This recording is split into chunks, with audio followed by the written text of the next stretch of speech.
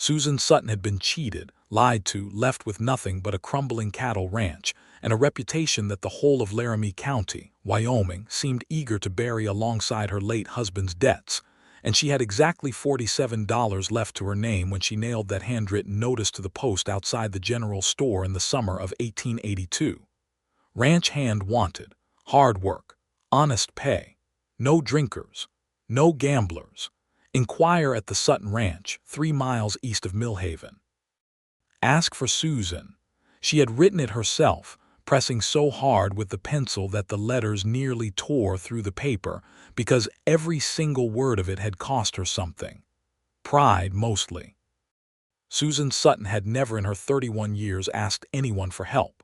She had come west from Ohio at 18 to marry Thomas Sutton, a man who had written her beautiful letters about open sky and possibility, and she had believed him the way only a young woman who had never seen the frontier could believe a man who smelled of pine resin and ambition.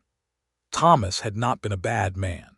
He had simply been a weak one, and weakness, she had come to understand, was its own kind of cruelty. He had borrowed money against the ranch from a man named Caldwell Ames, who ran the Millhaven Bank with a smile that never reached his eyes, and when Thomas died of a fever the previous winter, Susan had discovered that the debt was far larger than Thomas had ever let on.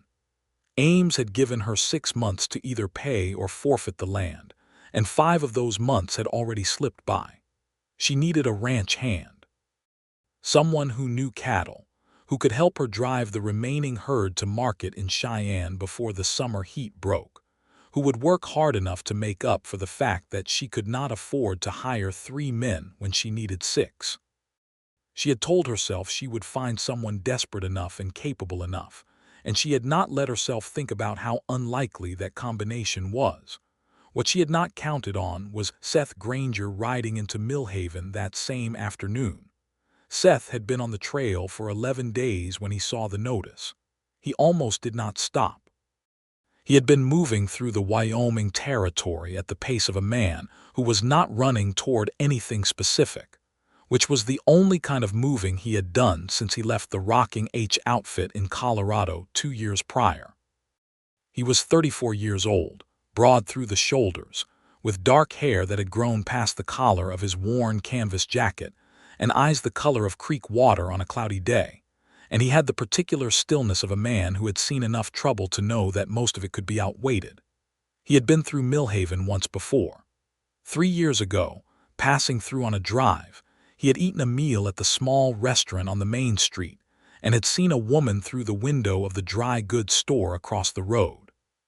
She had been laughing at something the shop owner said, her dark hair coming loose from its pins, her whole face lit up with something unguarded and free. And Seth had sat with his coffee cooling in his hands and thought that he had never in his life seen anything quite like that. He had asked around afterward, the way a man does when he is pretending to himself that he is only curious. Someone had told him her name was Susan Sutton, that she was married to Thomas Sutton who ran cattle east of town. Seth had finished his coffee, left a coin on the table, and ridden out. He was not the kind of man who pursued what was not his to pursue, but he had thought about her. Not in any way that felt like obsession, just in the way that certain moments stay with a person, lodged somewhere behind the ribs where they are not quite memory and not quite feeling either, but something in between that does not have a clean name. He had ridden 1,000 miles since then and thought about a woman's laugh in a dry goods store more times than he could count. So when he read the notice nailed to the post outside the general store, and when the name at the bottom of it was Susan, and when someone at the water trough confirmed that yes, the Sutton woman out east had been widowed and was looking for help, Seth Granger stood very still for a moment in the afternoon sun of Millhaven, Wyoming, and made a decision that he would spend a good long while pretending was purely practical. He told himself he needed the work. That was true enough. He told himself the timing was convenient. That was also true. He did not tell himself the part about having ridden back through this particular stretch of Wyoming 3 times in 3 years for reasons he could never quite explain to his own satisfaction, because some truths are easier to leave unnamed until you are ready to look at them directly. He rode out to the Sutton ranch that same evening. Susan was on the porch when she heard the hoofbeats, and she stepped down into the yard with her arms crossed and her chin lifted in that way she had developed since Thomas died, the posture that said she was not afraid even when she was. The man who swung down from the roan horse was tall, travel-dusty, and moved with the easy economy of someone who had spent years in the saddle. He took his hat off when he reached her, which she noted. Not all of them bothered. "Saw your notice in town," he said. "Seth Granger. I've worked cattle drives through Colorado, Kansas, and New Mexico. I can break horses, mend fence, and handle a rope. I'm asking for fair wages and nothing more." Susan looked at him the way she looked at everything now, with the particular assessment of a woman who had learned the hard way that first impressions were a luxury she could not afford. He held her gaze steadily, not with arrogance, but with the quiet patience of a man who was used to being measured and did not particularly mind it. "Have you got a reference?" she asked. "I can give you the name of the Rocking H outfit in Colorado. Foreman, there is a man named Bill Cutter. He'll speak to my character." She did not have the time or the money to send a wire to Colorado and wait for a response. But she looked at him for another long moment and made the same calculation she had been making about everything lately, the calculation of necessity weighed against risk. He had an honest face, if such a thing existed. More importantly, he had showed up. "I pay $8 a month," she said, which was less than the going rate, and she knew it. 3 meals a day and a place in the bunkhouse, which at present means a spare room in the barn. I need the herd moved to Cheyenne before the end of August. There's fence that needs mending and stock that needs doctoring before we go anywhere." "That's acceptable," Seth said. She narrowed her eyes slightly. "Most men would negotiate." "I'm not most men," he said simply. There was nothing boastful in the way he said it. It was simply a statement, delivered as flatly as a remark about the weather, and something about the plainness of it made Susan press her lips together to keep from responding to it. "Fine," she said. "You start tomorrow at dawn. Tonight you can sleep in the barn if you want or ride back to town, your choice." "I'll stay," he said. He unsaddled his horse, settled it in the corral, and went to the barn without being told where anything was, as if he had some instinct for the workings of a place.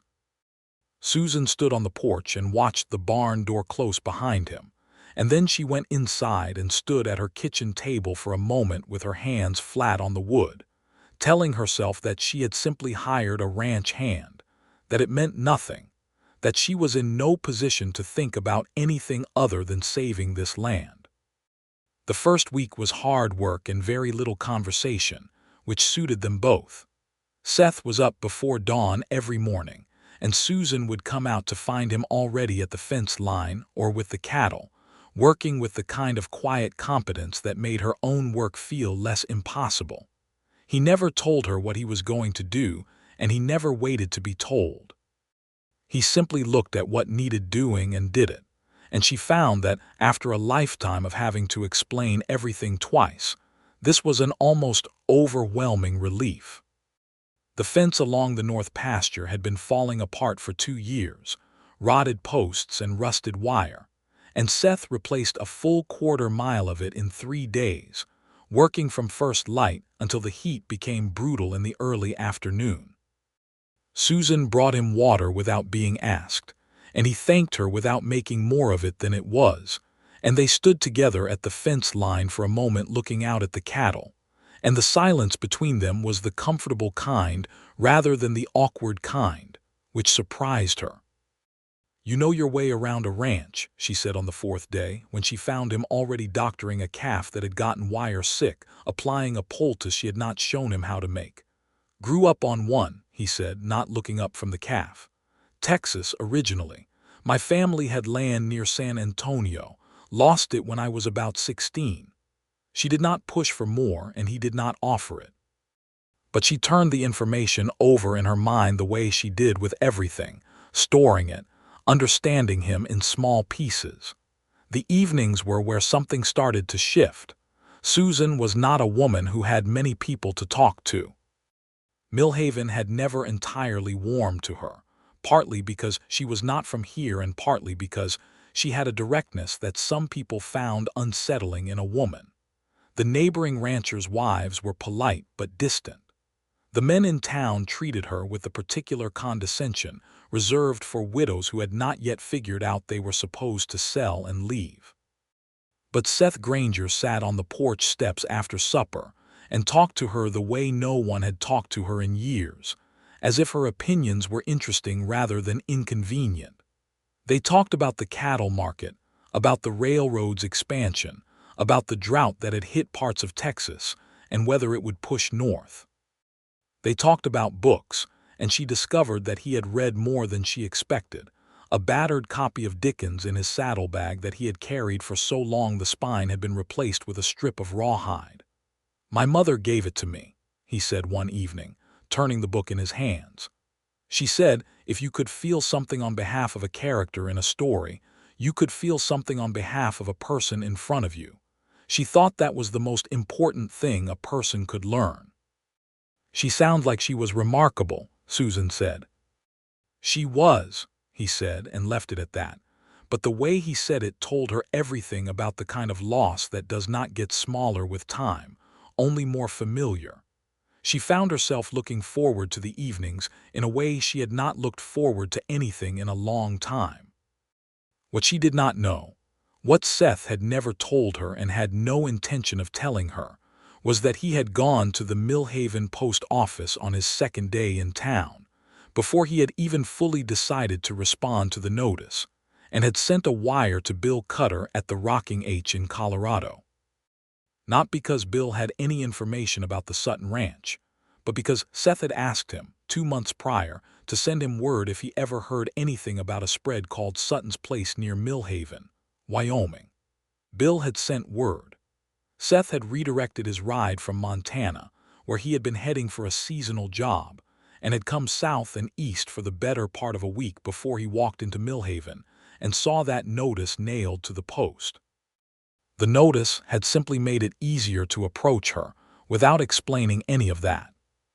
He had needed a reason to be there that was simple and practical, and did not require him to say the far more complicated true thing, which was that he had been moving in her general direction for 3 years, and had finally stopped pretending he was moving away from it. He was aware, with the full clarity of a man who had made his share of mistakes, that there was something not entirely straightforward about letting her believe he had simply seen a posted notice. But he also knew that if he told her the truth on day one, she would have sent him packing, and rightfully so. He was not a man given to deceit, but he was also not a fool, and he understood the difference between a lie and a truth that needed time to become tellable. He told himself he would earn his place here honestly, that whatever happened or did not happen between them would be deserved rather than maneuvered. He intended to work hard enough and honestly enough that, when the time came for the truth, it would not poison what had been built. He was not entirely sure that was reasonable, but it was what he had. On the 10th day, Caldwell Ames rode out to the ranch. Susan was in the yard when the buggy came down the track, and she did not have to see the man to know who it was. She had been expecting it. Ames was meticulous about his deadlines the way some men are meticulous about their appearance, with an attention to detail that was really about power rather than care. She straightened her back and put her hands in her apron pockets so he could not see them curl into fists. Ames was a man in his late 40s, well dressed in the way that frontier money allowed, with a vest and watch chain that always looked slightly out of place in Wyoming's dust. He had a way of looking at everything as if he were appraising its value, including people, and he looked at Susan now with the expression of a man who has already decided the outcome of the conversation. "Mrs. Sutton," he said, tipping his hat with an insincerity that had always made her skin prickle, "I wanted to give you a personal reminder that your payment window closes at the end of August. I understand that's not changed your situation. I'm driving the herd to Cheyenne at the end of this month," she said. "The sale will cover what I owe you." "Will it?" Ames said with the smile that did not touch his eyes. "I've been watching the market. Cattle prices have been softer this season." I'm not sure the numbers quite work in your favor." "They will work," she said flatly. Ames let his gaze drift past her to where Seth was emerging from the barn, and she saw the slight adjustment of his expression, a recalculation. "I see you've taken on a hand," he said. "I have." "Well," Ames looked at Seth with the particular manner of a man who wishes to establish hierarchy without quite saying so. "I hope he's worth whatever you're paying him. August 31st, Mrs. Sutton. Not a day's grace beyond that." He drove away without waiting for a response, which was its own kind of dominance, and Susan stood with her hands in her pockets and watched him go with her jaw set so tight it ached. Seth came to stand beside her. He did not say anything for a moment, and she appreciated that he did not immediately offer advice or tell her what to do, the way men tended to do when they saw a woman standing at the edge of something difficult. "How much of the herd have you got left?" he asked finally.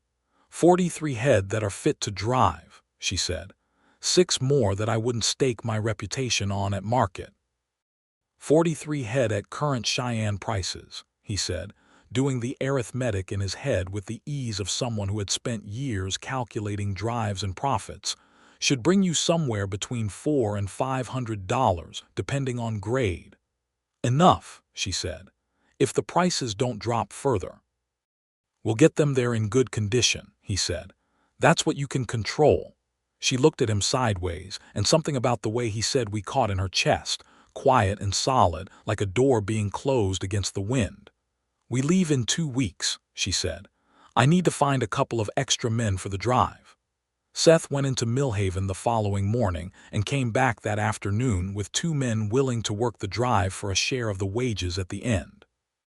One was a young man named Hector Reyes, who was 19 years old and had been working odd jobs since his family's small farm had failed the previous year.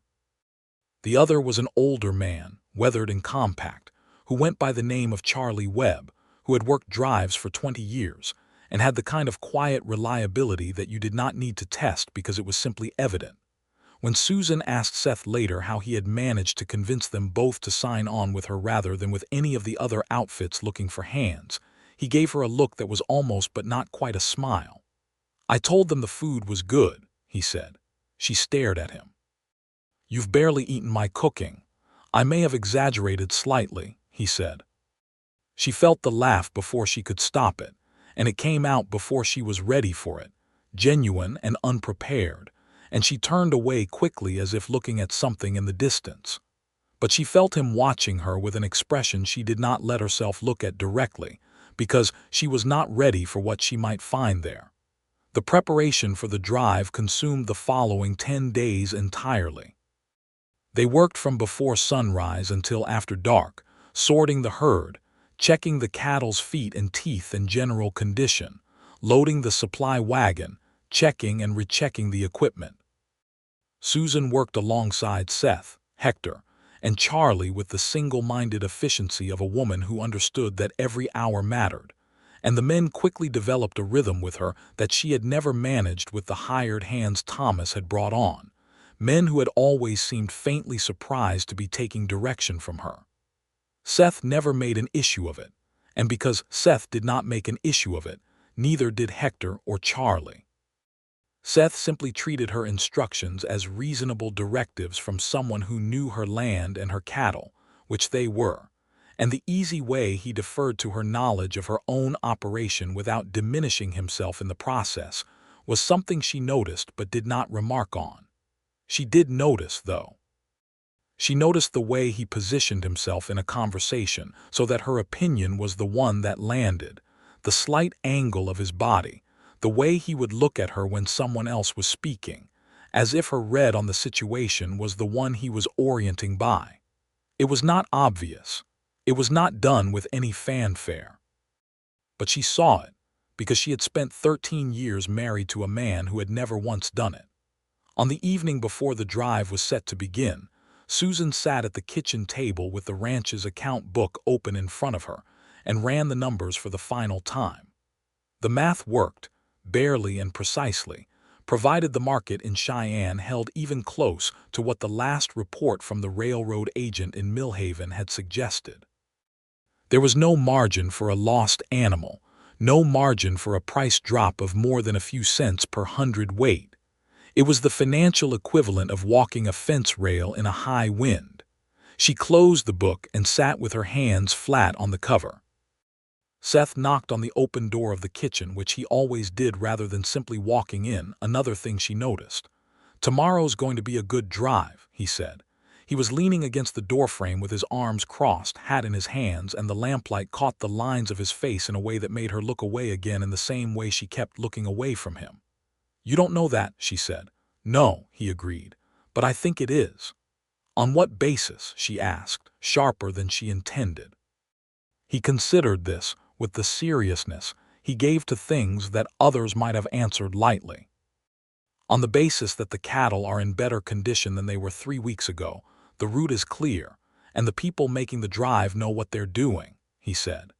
"You know what you're doing, Susan." He had used her first name.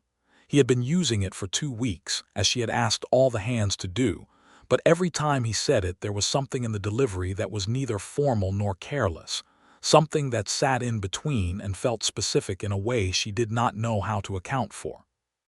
"I hope you're right," she said, because she could not say the other thing, which was that his confidence in her was the most steadying thing anyone had given her in years. "Get some sleep," he said. "Dawn comes early." He pushed off the doorframe and was gone, and she sat in the lamplight for a while longer before she finally closed the account book and went to bed, where she lay awake for an hour thinking about the drive and not about Seth Granger, or telling herself that was what she was doing. The drive began in the gray light of early morning, the cattle moving out of the north pasture in a plodding, dust-raising column, Hector on the left flank, Charlie on the right, Seth riding point, and Susan at drag to push the stragglers. The sky was the color of pewter, and the air smelled of sage and cattle and dust, and Susan felt, for the first time in months, something that was not exactly happiness but was adjacent to it, the feeling of moving forward rather than standing still. The first day was uneventful in the way that good trail days are uneventful, full of the steady, unglamorous work of keeping 43 animals moving in the same direction across the high Wyoming plain. They made 14 miles, which was better than Susan had hoped, and camped near a creek where the cattle could drink. Hector made coffee and warmed the biscuits Susan had packed, and they ate around the fire with the kind of easy silence that comes from shared work rather than shared discomfort. Seth sat across the fire from Susan, and she was aware of the way the firelight moved across his face, the way he held his coffee cup in both hands, the occasional low remark he made to Charlie about the route for the following day. He was fully himself in the outdoors, she thought. Not that he was diminished indoors, but out here, in the big Wyoming dark with the cattle settling around them and the stars coming out one by one, he seemed to breathe more easily, as if the open country was the element he was made for. She understood that feeling. She had come west at 18 and felt for the first time in her life that she had room to be the size she actually was. On the second day of the drive, they hit trouble. It came in the form of a dry creek crossing that had been reliable in previous years, but had shrunk to a muddy trickle that hid a deceptive soft bottom, and 3 of the cattle went in up to their hocks before anyone realized the crossing was bad. Seth was off his horse and in the mud before the second animal got properly mired, moving with a speed and a deliberateness that Susan found herself watching even in the middle of a crisis. He and Hector worked the cattle free one at a time, Seth's voice low and steady in the way you needed to be with a frightened animal, and Charlie found a better crossing 50 yards upstream that was firmer. They lost 2 hours, and Susan stood on the bank counting every minute of it and running the math of what 2 hours meant in terms of distance and cattle condition by the time they reached Cheyenne.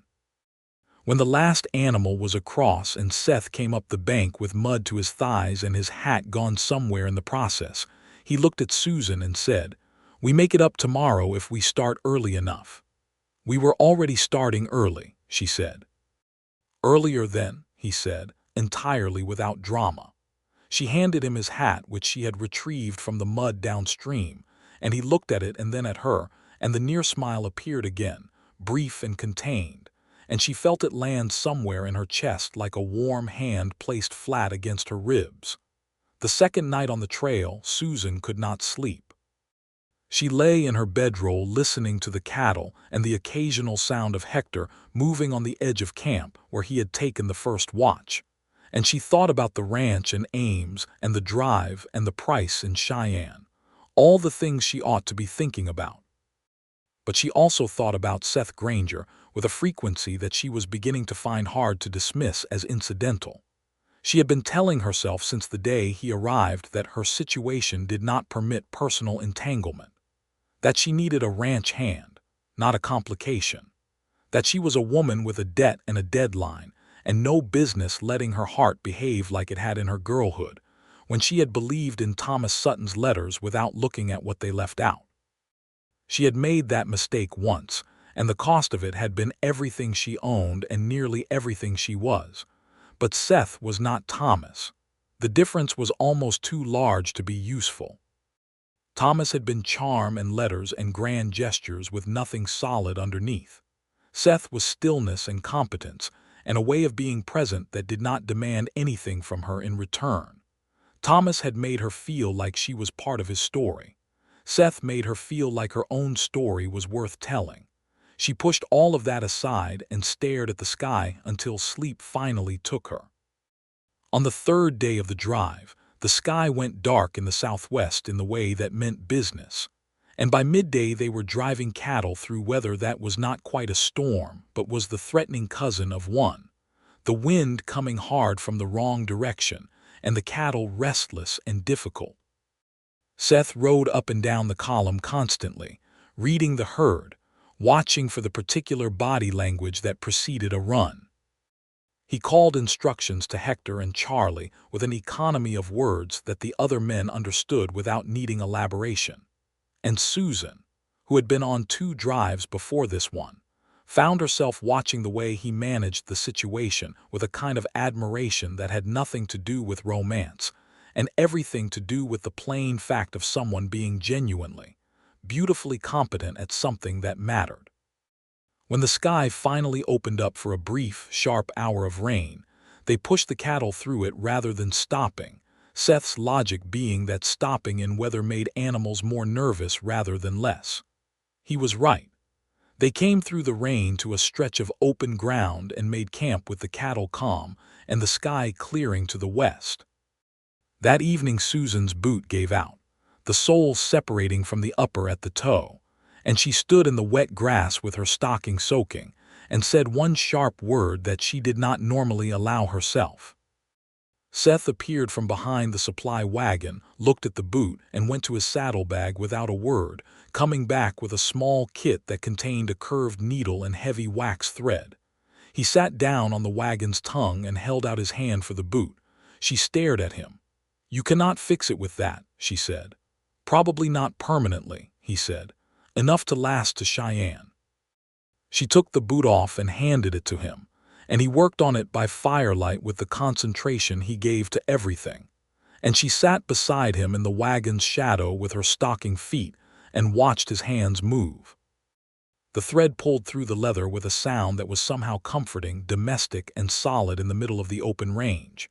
"Where did you learn to do that?" she asked. "My father's boots fell apart every winter," he said. "We couldn't afford a cobbler. You learn or you go barefoot." "How old were you when your family lost the ranch?" she asked. She had been wanting to ask since he had mentioned it. He did not look up from the boot. 16, he said. "Drought and bad debt. Combination that's taken more land than I can count." She heard the particular flatness in the last part of that sentence and understood that he was not telling her this by accident. He was telling her that he knew exactly what she was fighting because he had watched someone lose the same fight, and he was letting her know that without saying it in a way that required her to acknowledge it. "Did your father ever recover it?" she asked. "No," Seth said. "He never quite recovered anything after that. He died when I was 20. I've been moving ever since." "Do you want to stop?" she asked, and then immediately felt exposed by the directness of the question, because there were layers in it she had not intended to put there, or had not intended to let show. Seth tied off the wax thread and turned the boot in his hands, examining the repair, and then he looked at her for the first time since they had started talking, and his eyes in the firelight had that particular quality that she had noticed before, like they were taking something in rather than projecting something out. "I think I've found a reason to," he said. It was quiet enough that she could have pretended she had not heard him correctly. She could have asked him to repeat himself and he would have said something practical about the boot or the drive. She knew that. He knew that she knew that. It was an offer of retreat and they both understood it. She did not take it. "I see," she said, and her voice was steady and low, and she held his gaze for a moment longer than necessary before she looked down at the fire.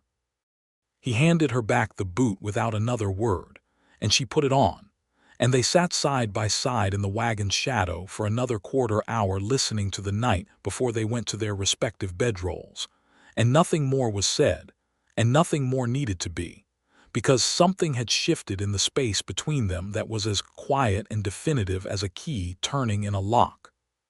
Cheyenne reached them on the 5th day of the drive, or rather they reached Cheyenne, the city rising out of the plain in its characteristic way, the sound of it and the smell of it arriving well before the sight of it, cattle yards and coal smoke, and the particular noise of a railroad town that had not yet decided whether it was civilized or not.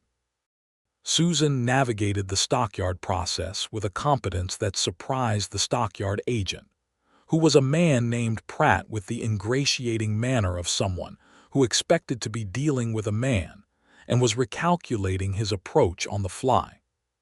She had the grades memorized, she knew the weight estimates, and she negotiated with the flat calm of someone who had prepared for this conversation and would not be moved from what she knew the animals were worth. Seth stood at her shoulder during the negotiation, not speaking, not intervening, just there, which she found was the exact right thing. His presence made Pratt less inclined to push, and Susan got $460 for the herd, which was at the higher end of what they had calculated. She took the bank draft with both hands and held it in a way she hoped looked normal and professional, because what she actually wanted to do was press it against her chest and breathe. "Nice work," Seth said, when they had stepped away from the stockyard office. "Nice arithmetic," she said. "You always could do the arithmetic," he said, which was an odd thing for him to say, as if he had known her longer than 3 weeks, and she noticed it but filed it away for later because there was still too much to manage. She paid Hector and Charlie their share, which she did with handshakes and a sincerity that made young Hector stand straighter, and Charlie Webb nod, with the gravity of a man who recognized fair dealing when he received it. They parted ways in Cheyenne, Hector heading toward the railroad yard looking for work, Charlie heading back west toward a brother in Utah he had not seen in 5 years. Susan and Seth made the return journey to Millhaven in 3 days, traveling light and fast without the cattle, and the landscape that had felt so large on the drive felt more intimate now, as if the scale had changed with the change in circumstances. They camped 2 nights on the road, and on the second night, with the Millhaven lights visible in the far distance and the journey nearly done, they sat by the fire, and there was between them the particular quality of a last night, the knowledge that the shape of things was about to change. "When we get back," Susan said, "I'll go straight to Ames and clear the debt." "Good," Seth said. "And then I'll need to think about what comes next," she said. "The ranch is mine, but it's just mine. I'll need help keeping it running." She was looking at the fire rather than at him. She was very carefully not looking at him. "I was hoping," Seth said, and then stopped, which was unusual for him, because he was not a man who started sentences he did not know how to finish. She looked at him then because the pause demanded it. He was looking at her with the directness that she had always found both unsettling and clarifying, as if whatever he said next was going to be true without any protective coating around it. "I was hoping you might want to keep me on," he said. "Not just as a hand." The fire cracked between them. An owl called somewhere in the dark. Susan breathed once slowly. "Seth," she said, and his name in her mouth felt like it had been there for longer than 3 weeks, which frightened her a little and thrilled her a little, which was perhaps the most alive she had felt since she could remember. "I have to ask you something." "All right," he said. "When you saw that notice in Millhaven," she said, "was that truly the first time you had been there in 3 years?" The question surprised him. She could see it in the brief change in his face, and Seth Granger was not a man who surprised easily. He was still for a moment, and then he looked down at the fire and something moved across his expression that she recognized, because she had worn the same thing herself, the look of a person choosing between the comfortable half-truth and the harder, truer thing. "No," he said. She waited. "I passed through Millhaven 3 years ago on a drive," he said, "and I saw you through the window of the dry goods store. You were laughing. I asked someone who you were." He paused. "I told myself I was only curious." She was very still. "I've ridden back through this part of Wyoming 3 times since then," he said, "without a reason I could have explained to anyone's satisfaction, including my own. When I heard you were looking for help, I told myself the notice made the decision. But the honest truth is that I was already here." The fire burned between them. The night pressed in around its edges. Susan looked at this man who had come back to her 3 times without a reason he could name, who had let her believe she had hired him when he had been moving in her direction for 3 years, and she understood that she ought to have a complicated response to that. She had all the material for anger, for suspicion, for the kind of self-protective retreat that a woman who had been misled once before ought to deploy as a matter of survival. But she looked at his face in the firelight, and she thought of the fence repaired, and the cattle doctored, and the boot mended, and the way he had stood at her shoulder in Cheyenne without ever once reaching in front of her. She thought of the evenings on the porch, and the book with the rawhide spine, and a mother who had said that if you could feel something for a character in a story, you could feel something for a person in front of you. She thought of a laugh through a window in a dry goods store, and a man who had turned that into something that lasted 3 years without demanding anything of her in return. "You let me think I hired you," she said. "Yes," he said simply. "No excuse around it. Why? Because if I had told you the truth on day one, you would have sent me away," he said. "And you would have been right to, but I thought that if I came and I worked honestly and I earned my place, the truth might be something you could hear by the time I was ready to tell it." "Is that why you came?" she asked. "To earn a right to the truth?" He looked at her across the fire, and the water-colored eyes were steady and clear. "I came because I could not stay away," he said. "That is the beginning and the end of it." Susan sat with that for a moment, let it rest in her chest, let herself feel the weight of it without immediately reaching to manage it. "That is quite something to say," she said finally. "I know it," he said. She looked at him for a long time, and then she said, "You should have told me sooner." "You're right," he said. No argument.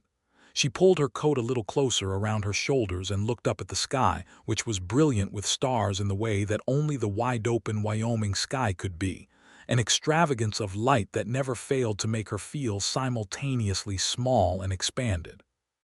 "I am not easy," she said, still looking at the sky.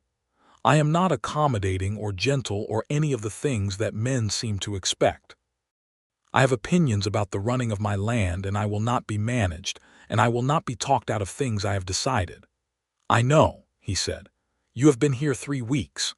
I know who you are," he said, and the simplicity of it was so complete that it stopped her breath for a moment, because it was the truest thing anyone had said to her in so long she had almost forgotten what it felt like to be known.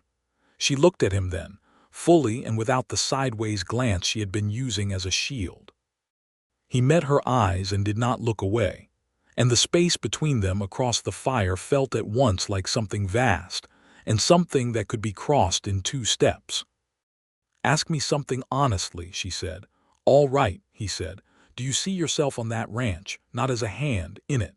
Seth was quiet for a moment, but it was the quiet of someone who is being sure rather than uncertain. "Yes," he said. "I see myself on that ranch. I see it in a way I haven't seen myself anywhere in a very long time." She breathed out slowly. "Then we will see," she said, and it was not yes, but it was the door open, and he accepted it without trying to push it wider. And that acceptance was, she thought, itself an answer to every question she had not yet asked him. They arrived back in Millhaven on a bright Thursday morning, rode dusty and tired, and something else that neither of them was naming yet, though it was there between them as clearly as the Wyoming sun. Susan went directly to the Millhaven Bank, which was a small, solid building on the main street with pretensions to formality that the frontier did not quite support. Ames was at his desk when she was shown in, and he looked up with the expression of a man who has been expecting a surrender and is waiting to perform his graciousness about it. She placed the bank draft on his desk. Ames looked at it, looked at her, picked it up with the delicacy of a man who is examining something he did not expect to have to touch. "You made the drive," he said. "I told you I would," she said. There was a moment in which Ames appeared to be reconsidering her entire trajectory, and she watched him do it with a flat, patient expression that gave him absolutely nothing to work with. He processed the payment. He was scrupulously correct about the receipt, because he was that kind of man, meticulous even in defeat, and he handed her the documents showing the debt cleared, and the ranch returned to her full, unencumbered ownership with a smile that was more genuine than his usual one, as if he found himself slightly impressed in spite of his own best judgment. "Good day, Mrs. Sutton," he said. "Good day, Mr. Ames," she said, and she walked out of that bank and into the Millhaven morning with the papers in her hand, and stopped on the boardwalk for one moment with her eyes closed, feeling the sun on her face and the solid wood under her boots, and the simple, overwhelming fact of having held on. Seth was waiting by the horses at the hitching post. He looked at her face and did not ask, because he could read the answer in her expression, the relief that she was not performing for anyone, the real version of it. "It's done," she said. "It's done," he said. She folded the papers carefully and put them in her coat pocket, and they rode home. The weeks that followed the drive had a different quality than the weeks before it. The way a landscape looks different after rain. The same shapes and distances, but the light changed, and everything slightly more vivid than it was before.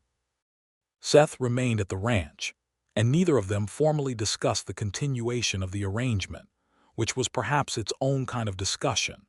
He was there in the mornings and at meals and on the porch in the evenings, and his presence had become something she had stopped noting as a feature of her days and started experiencing as simply the texture of them, the same way she had stopped noting the mountains on the horizon because they had become the context in which everything else happened.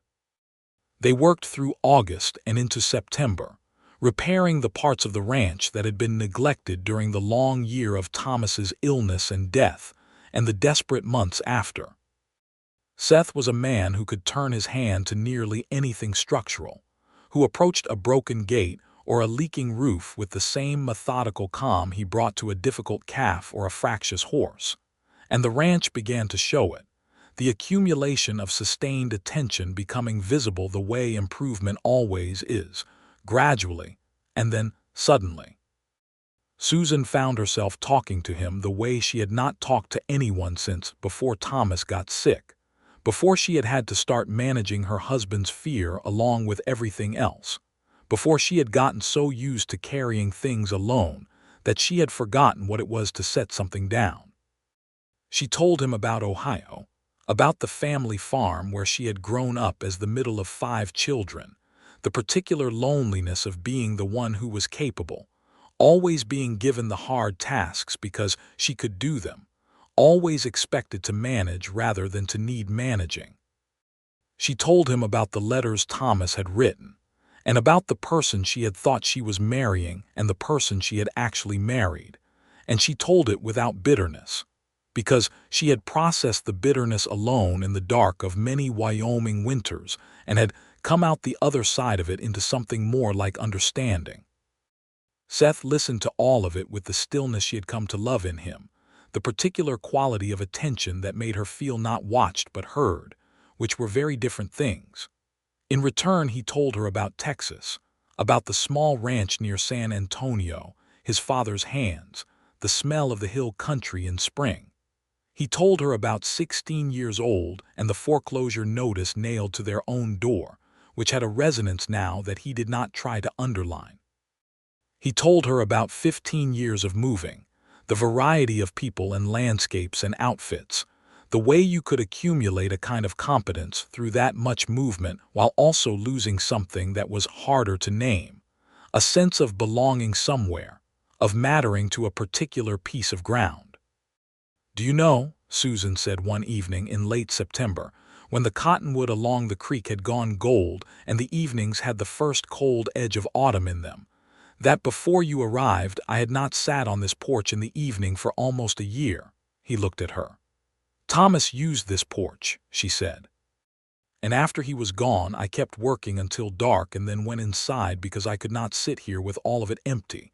She looked out at the golden light lying across the pasture. "You made it not empty again." He was quiet for a moment. Then he said, "Susan." The way he said her name with that particular weight told her that something was coming. "I am not a man who says things he does not mean," he said. "I have tried to be very careful about that. So you should know that when I tell you that what I feel for you is the most serious thing I have carried in my life. I am not saying it because it is the next natural thing to say in an evening conversation. I am saying it because it is the truest thing I know right now, and I would rather you had it than not." She was looking at her hands in her lap. The light was going amber and soft across the porch boards. "I know you have been hurt," he said. "I know that trust is not simple for you and it should not be. I am not asking for anything you are not ready to give, but I wanted you to know where I stand plainly because you deserve that." She looked at him. The amber light was on his face, and he was looking at her with the directness that had always unsettled her because it left nowhere to hide. "I am afraid," she said simply, because he deserved the same plainness. "I know," he said. "I was afraid the first time and it cost me everything," she said. "I know that too," he said. "How do I know," she said, and her voice was very quiet, "that this is different?" He thought about it. He did not give her the quick, reassuring answer that would have been easy and would have been worth nothing. He thought about it the way he thought about everything with the whole of himself, and then he said, "You can watch. You can watch the way a person does a thing and decide what kind of person they are. You've been watching me for months, you know what you've seen." She thought of the fence, the calf, the boot, the stockyard in Cheyenne. The way he had stood to the side and let her negotiate what was hers to negotiate. The way he had told her the truth at the fire without a single syllable of excuse. "Yes," she said softly. "I know what I've seen." He waited. She looked at him and the fear was still there. She was not going to pretend otherwise, but it was sitting alongside something larger now, something warmer and more fundamental, and she thought that was perhaps what courage actually was, not the absence of fear but the willingness to go forward with it in tow. "Come here," she said. He moved from his chair and crossed the narrow distance of the porch and sat beside her on the step where there was barely room for one person and there was room for both of them. And she turned toward him and he put his hand against her face, warm and careful, and she leaned into it the way she had leaned into nothing in so long. And when he kissed her, it was the gentlest thing, deliberate and certain and entirely without rush. She felt something release in her chest, some long-held tightness that she had been so accustomed to that she had stopped knowing it was there. And when she pulled back enough to look at him, she found his eyes were very close and very clear, and she thought that this was what it felt like. This was the thing she had heard about and half believed and then stopped believing in, the feeling of landing somewhere that was built to hold you. "You came back 3 times," she said, her voice lower now. "I'll keep coming back," he said. "That's not going to change." "You don't have to," she said. "I'm telling you that you don't have to keep leaving in order to come back." He was still for a moment, and then something in his face shifted, something that was not the near smile she had catalogued but the full version of it, and it transformed him in a way that made her suddenly understand why this man had been so sparing with it, because the full version was something that a person could not look at without being moved. "Are you sure?" he asked. "I am sure," she said. The autumn deepened around the Sutton Ranch in the weeks that followed, and the life there deepened with it. They talked about the future with the deliberate, practical honesty of two people who had both learned that beautiful vagueness was a luxury that reality would eventually strip away. They talked about the ranch and its debts and what it would take to build it back. They talked about what each of them needed and what each of them could offer, and those conversations were sometimes difficult and always honest. And Susan thought that the honesty was the most intimate thing, more intimate than any physical proximity. This willingness to be completely clear with another person about who you were and what you required. In late October, on an evening when the first snow had dusted the high ground and the cottonwood had gone bare, and the ranch had the particular quiet of a place settling in for winter, Seth asked her to marry him. He did not do it with theatrical gesture. He was sitting on the porch step where they had taken to sitting together in the evenings, and she came out with 2 cups of coffee, and he took one from her and said, simply, "Susan, I want to marry you. I want to make a life here with you on this land. I am asking you properly, and I want you to take whatever time you need to answer, but I want you to know that my intention is permanent." She stood on the porch step and looked at him with the coffee cup in her hands and the cold autumn air all around them, and she thought about Ohio and Thomas and the long, hard years, and the drive to Cheyenne and a man who had come back 3 times without a reason he could name, who had let her think she hired him and had been there all along because he could not be anywhere else. "Yes," she said. It was not a complicated answer.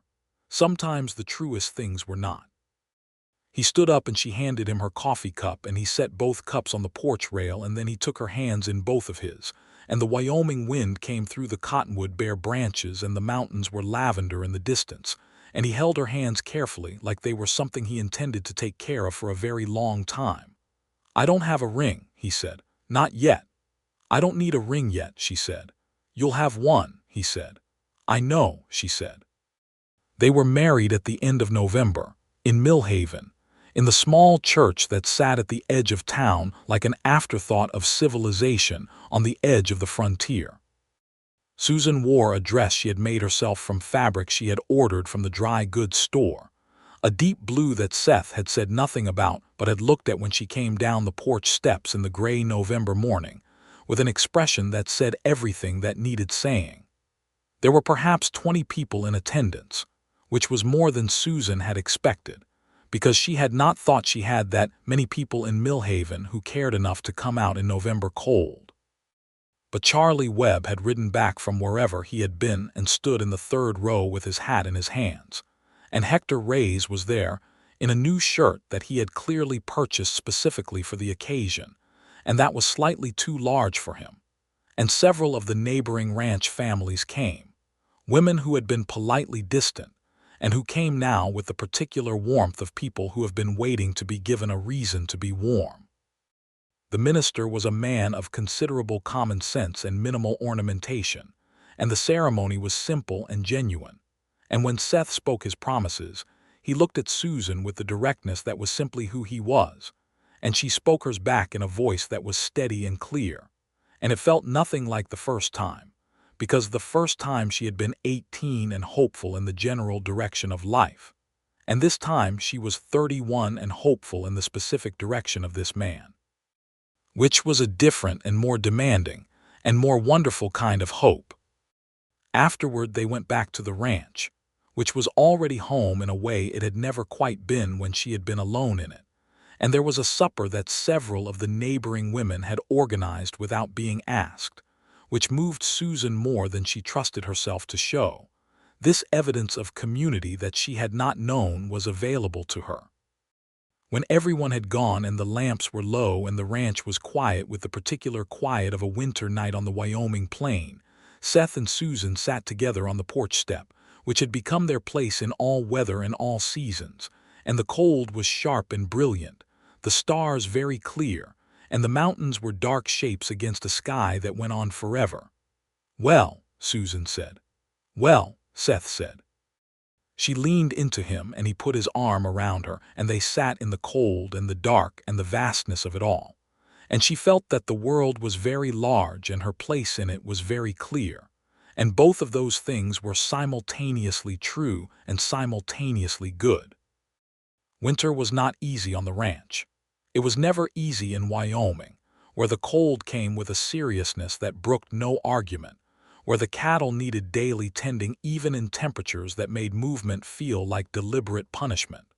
Seth and Susan worked through it together with the same rhythm they had developed in the summer, efficient and complementary, each doing what they were best at, neither wasting time on the things they were not. There were hard days, days when the cold was brutal, and the cattle were difficult, and the wood supply was running low, and the isolation of the winter plain made even Susan's considerable self-sufficiency feel thin. On those days Seth would find the right moment, not always obvious, not always dramatic but precisely timed, to say something or do something that shifted the weight of the day. A cup of coffee placed at exactly the right moment. A story from Texas told at exactly the right pitch of absurdity. His hand at the small of her back while she was looking at something that was worrying her, there, and steady without saying a word about the worry. She learned him through the winter. The silences that meant he was thinking something through versus the silences that meant he was at peace. The way he took his hat off and ran his hand through his hair when he was frustrated. The way he laughed, which was still not often, but when it came was genuine enough to be worth the rarity, low and real and slightly surprised, as if laughter still caught him off guard in a way that most things did not. She loved him. She had been aware of this as a developing fact for some time, and she had allowed it to develop without rushing it, the way you allow a good thing to become what it is without forcing the shape of it. But by December she knew it with the settled certainty of something that is no longer becoming but has simply arrived, and she told him so one evening without ceremony, simply said it because it was the truest thing she had available at that moment. He looked at her with the full version of the smile and said, "I love you, Susan," as if he had been holding it ready for exactly this moment and was relieved to finally put it down. By January she suspected she was expecting, and by February she was sure, and when she told Seth he stood in the kitchen with a look on his face that she could not entirely categorize except to say that it had elements of joy and terror and wonder, and a kind of gravity that told her he understood exactly what this meant and intended to be equal to it. "Are you all right?" he asked, and the question was entirely about her, not about the news which she noticed. "I am very all right," she said. He crossed the kitchen and held her in that careful way he had, like something important that he was also absolutely certain about, and she pressed her face against his chest and listened to his heartbeat and thought about all the things that had to go right in the world for this particular moment to exist. Spring came to the Sutton Ranch with the particular force of a Wyoming spring, which was not gentle but was irresistible, snow melt rushing in the creek, and the pastures going green with a speed that always felt like an argument for something. The cattle that had weathered the winter were leaner than Susan liked but sound, and she and Seth made a plan together for the year, which was its own pleasure, the sitting at the table with the account book and the pencil, and two people who had both learned the hard way how to make $1 do more than its nominal value. They decided together that they would put more of the money into building the herd rather than into comfort, which meant another winter without several things they would have liked to have but could manage without.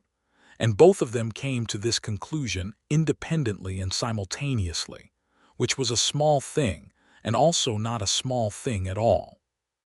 In April, Seth brought home 3 horses he had traded for at the spring fair in Millhaven, a deal he had made with a neighboring rancher who was scaling down his operation. Good animals at a price that reflected his ability to negotiate and his knowledge of horseflesh. Susan looked at them in the corral and looked at him and said, "You have a gift for this." "We have a gift for this," he said. It was the we that she had been getting used to, the easy, unforced we, and she found that each time it appeared it still had the quality of something discovered rather than assumed. Hector Reyes appeared at the ranch in April, looking for work, and they hired him on. He was 20 now and had spent the winter working at a livery in Cheyenne, and had learned several things in the process, including that he preferred ranch work, and that he admired the Sutton Ranch specifically in a way that had to do with the couple who ran it, and the way they ran it.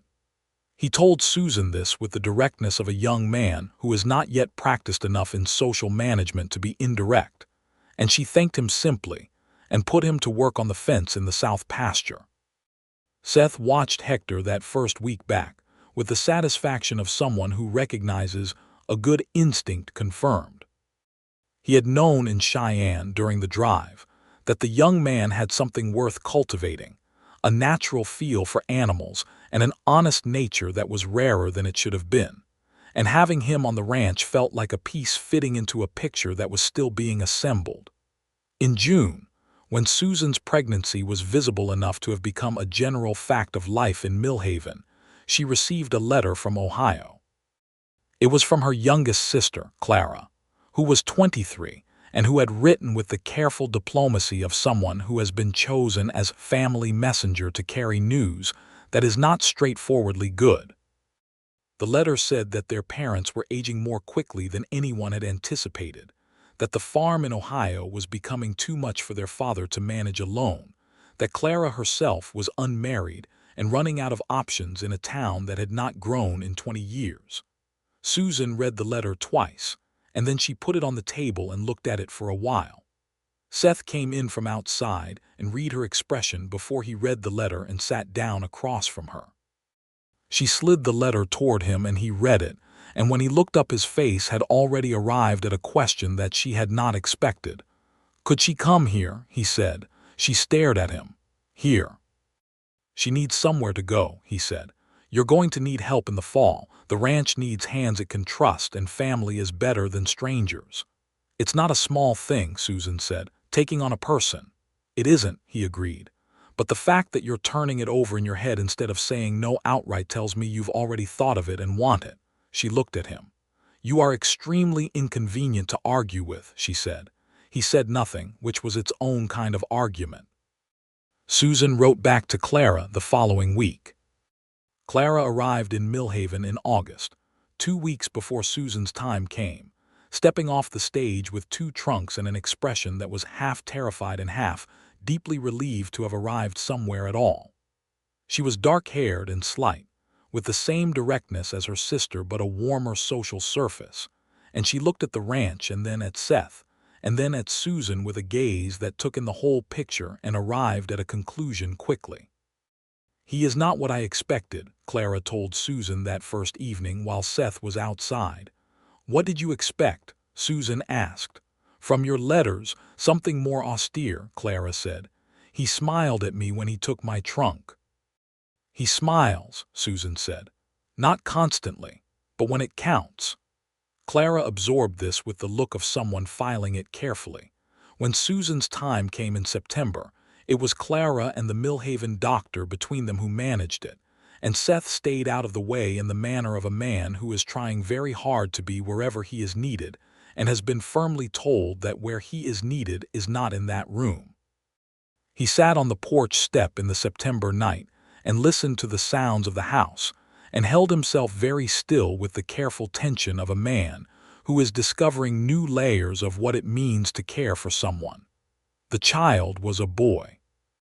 He arrived in the small hours of a September morning, healthy and loud and manifestly himself, and when Seth was brought in to see him, he stood over the child in Susan's arms with the expression of a man who has just encountered something that none of his previous experience has prepared him for, which was the truth. "He looks like he means business," Seth said, his voice slightly rough in a way it did not usually get. "He comes by it honestly," Susan said. They named him Thomas, which surprised Seth slightly, and he looked at her when she said it, a question in his eyes that she answered quietly. "He was not a bad man," she said. "He was weak, and weakness hurt us, but he was not bad." "And this is his land, too?" Seth nodded, and the nod was its own kind of answer to a question about who he was and what he thought goodness required of a person. "Thomas Granger, which was how he would eventually be known by the whole of Laramie County, was as stubborn and capable as his mother and as patient and deliberate as his father, and these qualities would manifest in his character over time. But in the immediate term, he was simply a baby who wanted to be held and fed, and who had his father's water-colored eyes and his mother's dark hair, which Susan thought was the most satisfactory combination imaginable. Clara made herself indispensable in ways that neither Seth nor Susan had fully anticipated. She could cook significantly better than Susan, which Susan acknowledged without embarrassment because cooking had never been her strongest attribute, and she had a natural affinity for the horses that Seth found genuinely impressive. Hector Reyes, who was 21 and had a natural tendency to talk when he was nervous, began to spend a notable amount of time explaining things to Clara that she had not asked him to explain, which Seth observed with an expression of quiet amusement and said absolutely nothing about. The following spring, when Clara and Hector announced with great mutual embarrassment that they had an understanding, Susan looked at Seth across the kitchen table and said, "I did not see that." "I did," he said. "When?" she demanded. "About 4 days after she arrived," he said. She stared at him. "You said nothing." "It wasn't my telling to do," he said.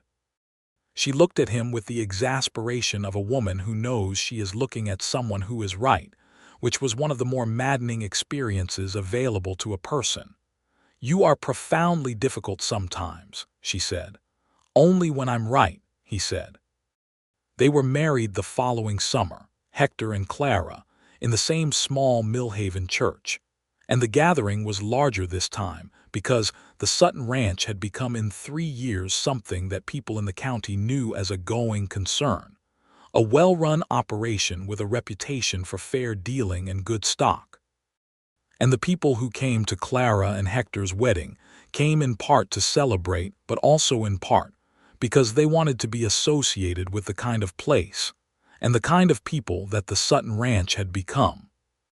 Hector built a small house on the south corner of the ranch property, and the two operations became practically one, while remaining formally two, which was a balance that Clara and Susan negotiated with the ease of sisters and the practicality of women who had both learned to value their own domain. The years moved on the ranch the way years do in country that has seasons worth reckoning with, each one distinct, each one with its particular character, the dry years and the wet years, the years of good cattle prices and the years when you watched the market drop and tightened what needed tightening. Seth and Susan moved through all of it with the particular steadiness of a partnership that had been built on honesty from the start, or nearly from the start, and had been tested enough times to know its own strength.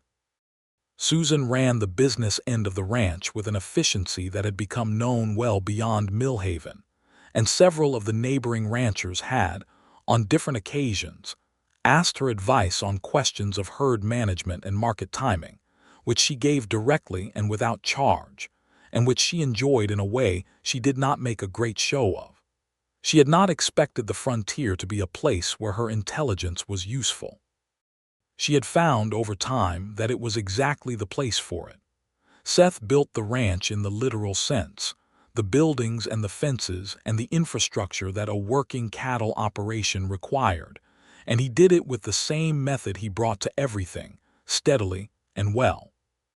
He had a particular gift for finding capable people and earning their trust, and the ranch's hands, who turned over with the seasons as hands did, consistently described working at the Sutton Ranch as a place where the work was hard and fair, and the people who ran it knew what they were doing and treated you like you were worth something. Young Thomas grew past the baby stage and the toddler stage, and into a boy who was everywhere at once, following his father through the ranch with the particular intensity of a child who wants to know how everything works and is not afraid to ask. Seth answered every question with the same seriousness he gave to adult questions, which Thomas repaid by actually listening, and by the time he was 6, he could tell you things about cattle and horses and the workings of the ranch that would have surprised a grown man. Clara and Hector had a daughter first, and then a son 2 years later, and the Sutton Ranch in its broadest sense became, over the years, a compound of family in the way that the West at its best sometimes produced, a gathering of people who had come from different directions and found a place where their particular kinds of strength were valued and put to use.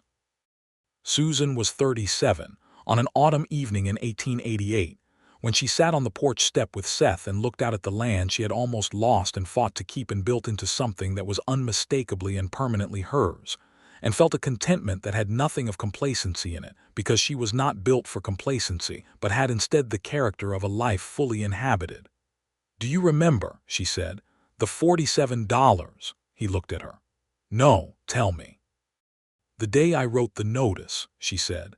"I had $47 to my name. I remember counting it 3 times on this table."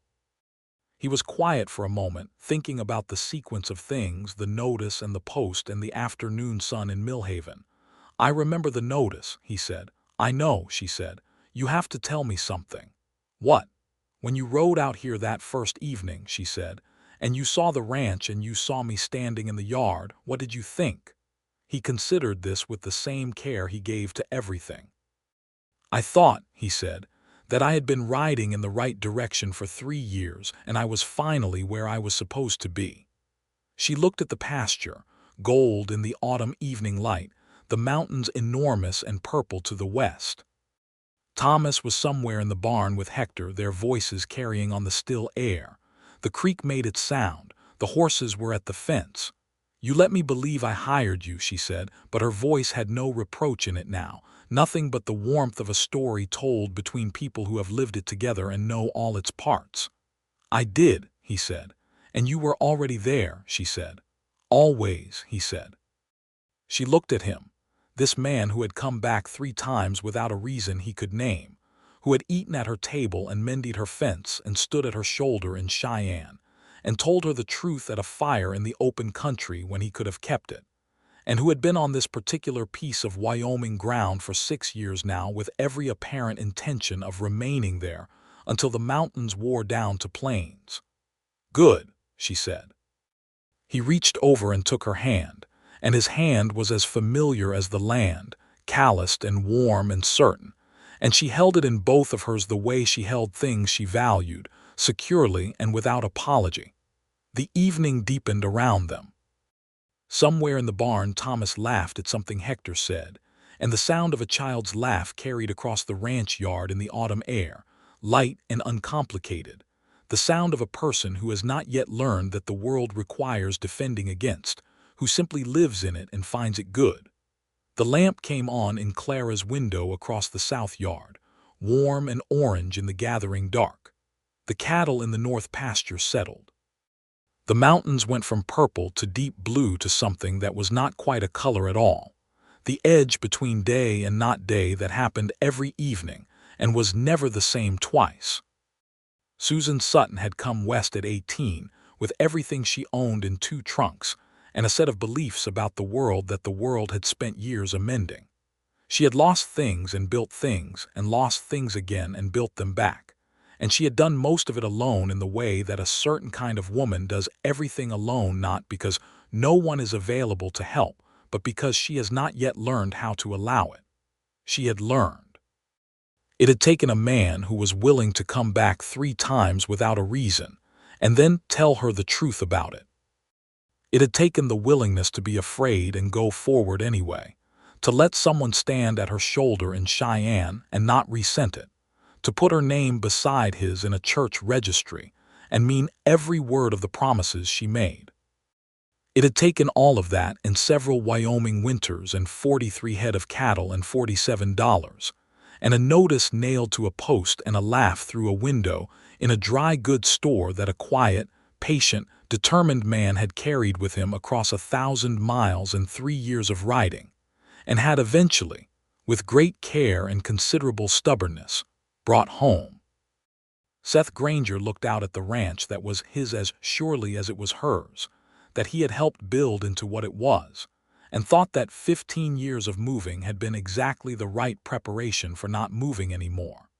He thought that the particular piece of Wyoming ground beneath his feet was the most specific and right and permanent place he had ever stood. He thought that he had known, or suspected, something of this the moment he had seen her laughing through a window in a dry goods store, and that the years between then and now had been the long proof of an intuition that had in the end been exactly correct. He squeezed her hand. She squeezed back. The stars came out one by one above the Sutton ranch, the same stars that had hung over the cattle drive to Cheyenne, and the fire on the plain and the porch step where he had asked her properly, and the small Millhaven church and every working morning and quiet evening since, indifferent and brilliant, the permanent sealing of the life they had made. 2 years later, Susan and Seth welcomed their second child into the world, another boy, who they named William, with the same dark hair as his brother and his father's particular quality of absolute patience in an unremarkable world. Seth stood at the door of the bedroom where Susan held the baby in the September morning light, Thomas standing beside his father in the doorway with a 7-year-old's complicated mixture of fascination and uncertainty, and Seth put his hand on his older son's shoulder and felt the boy lean into it in that easy, trusting way children have when they have never had reason to do otherwise. Thomas looked up at his father. "Will he be able to ride?" he asked, which was his highest priority concern.